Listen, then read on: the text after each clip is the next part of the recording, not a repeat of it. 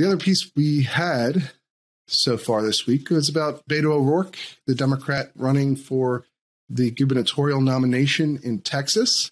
He's almost a perennial candidate at this point, I think, because like he was a congressman, right? He successfully won a congressional seat in Texas near El Paso. Then he ran for Senate against Ted Cruz and lost, even despite Ted Cruz polling fairly poorly in that race. He still managed to lose. And then he ran for the presidential nomination in 2020 and lost that too. But one key event during that primary, that race, was his pivot towards the end when his polling, he had started off quite strong in the polls in that 2020 race when he was one of the first people to be like a buzzworthy candidate very early on. And then after that point, as other candidates got in, like Biden and Bernie and Warren, and there was quite a lot of candidates that ran in 2020 on the Democratic side, his numbers came down quite a lot. And then towards the end of his campaign, he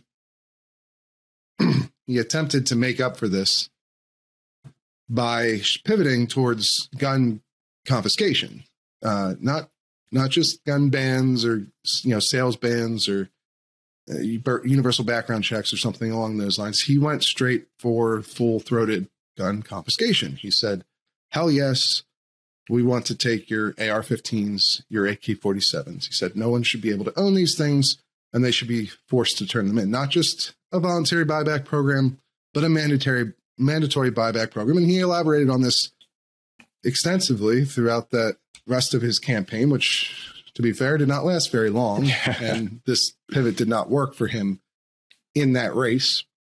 He actually ended up at 0% support in one of the final polls of the race before he dropped out. But he did say in that time that not only should the sale of AR-15s and AK-47s be banned, but those who own them already, like the one here behind me in my apartment, those people should be forced to give them back to the government, or there should be a mandatory buyback program, is what he suggested. And then he further suggested during a CNN interview with Anderson Cooper that those who do not comply with that mandatory buyback program would face consequences, as he put it, from law enforcement, and effectively that their guns would be taken by force.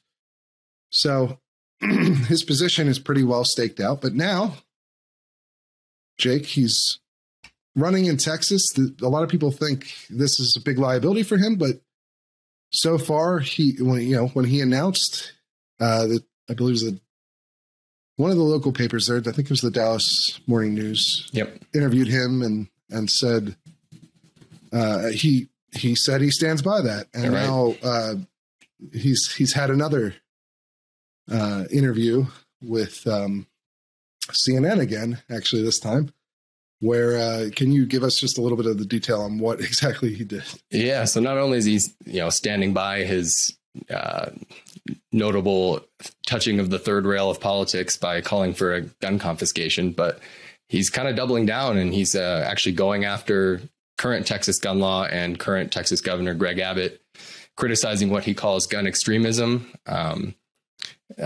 Mostly he's focusing in on permitless carry as his form of gun extremism, talking about how he supports the Second Amendment, but he's just anti-gun extremism.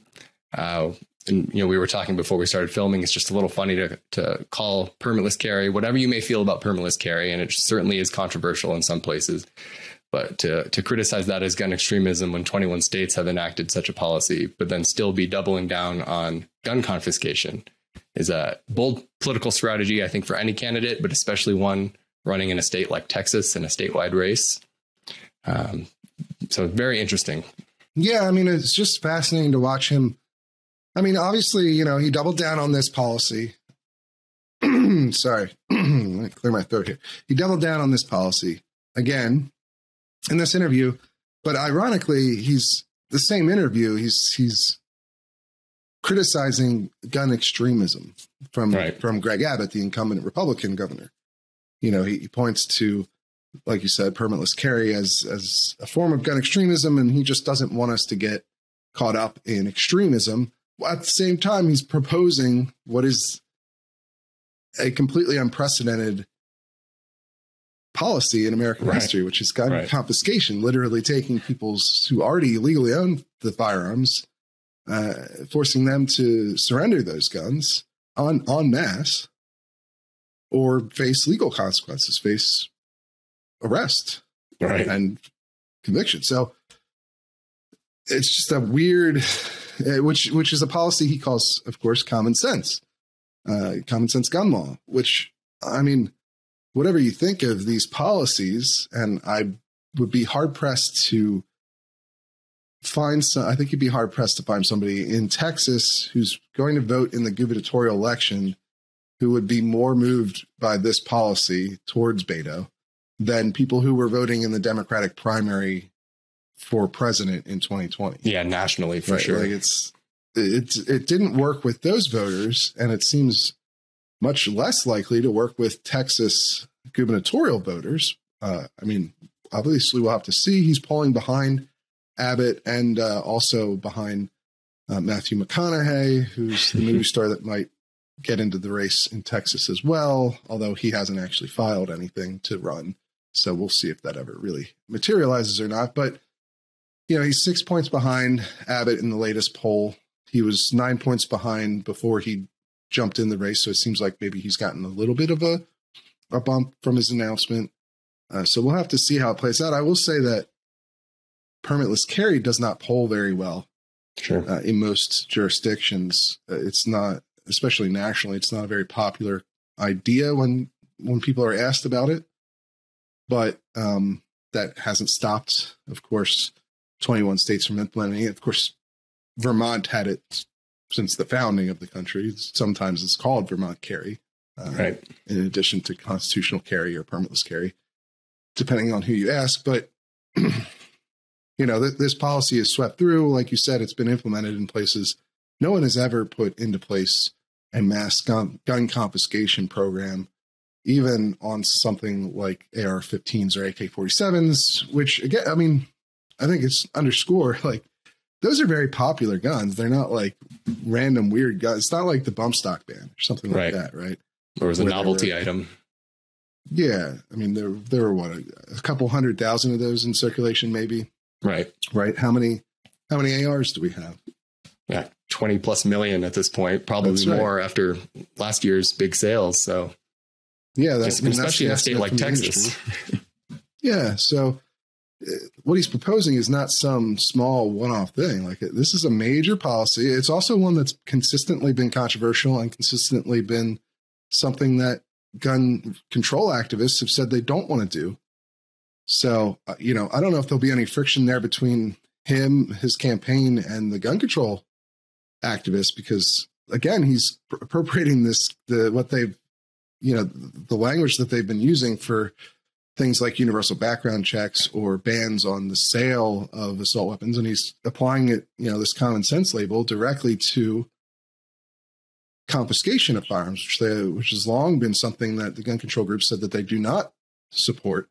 Right. And that, and frankly, it's been anyone who claims people support confiscation or the gun control group support confiscation has been told that they're fear mongering. Right. So obviously Beto presents a huge problem for that, because he is literally saying he wants to take people's, like, literally he says, hell yes, we're going to take your AR-15. Like, there's no nuance there. Right. This is his policy. It's confiscation. There's no other way of looking at it, regardless of what side you're on. So it'll be interesting to see how that comes out in terms of the way that the gun control groups interact with him. Because I would imagine they'd be natural allies, obviously. And, you know, the gun control group's not going to endorse Abbott, clearly. Sure. So I don't know if they'll be able to get him to moderate or what will happen there, if he'll push their message to further to the extreme. It'd be pretty tough for him to walk back at this point. And I think it is interesting, this story coming off the tail of the last story we covered, the fact that polls are showing declining support for gun control. And you have this guy in a very gun friendly state running harder on gun control than any other candidate has, where, like, as you said, literally says, hell yes, we're going to take your guns. It just seems like there's a disconnect, and it's kind of wonder what kind of political advice he's getting from his advisors, where they see this as a viable campaign strategy. Yeah. We had Adam Serwer on the podcast a little while back, who lives in Texas, writer for The Atlantic, very plugged in political guy. And he thought that Beto was going to have to walk back that position to be competitive, that he thought Abbott has vulnerabilities from the handling of the pandemic and the winter storm that they had a little while back. But, I don't know. But Beto hasn't done that. I expected him to do it too. He always could. That's the thing about politicians. It's like, it's never shocking when they just completely change their position on something.